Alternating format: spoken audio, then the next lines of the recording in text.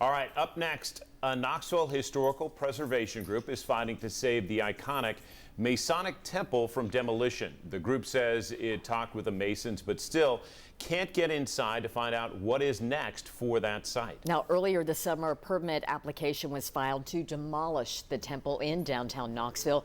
The building originally served as the home of philanthropist Charles McClung McGee. 10 News reporter Libby Cunningham spoke with the group about what they want. The building behind me is more than 100 years old, but its owners say it's decaying and it's not safe anymore. A local historic preservation society says they'd like to save it or at least get a peek inside. In a perfect world, we'd be able to find an alternative solution, a different development that would adaptively reuse this structure. In lieu of that, if that's not an option that we can work towards, then our next step would be to document what is here.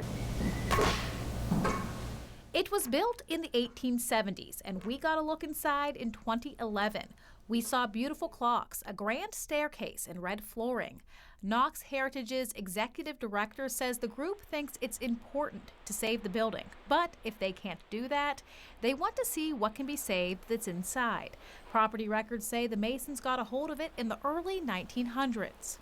We're lucky to have a pretty good stock of historic buildings in Knoxville, and I'm looking across the street at a new development that's going up. We know that Knoxville is growing and changing, and we would argue that what's drawing people here is that history. An attorney for the Masons sent us a statement that says they want the building torn down because it's fallen into, quote, significant decay, and it's not safe for members or people nearby. Knox Heritage says saving the building is beneficial for many reasons. When we talk about preserving buildings, it's not just the cultural impact and the stories that you lose that are embodied within this place, but it's also much better for the environment to keep what's here and use it.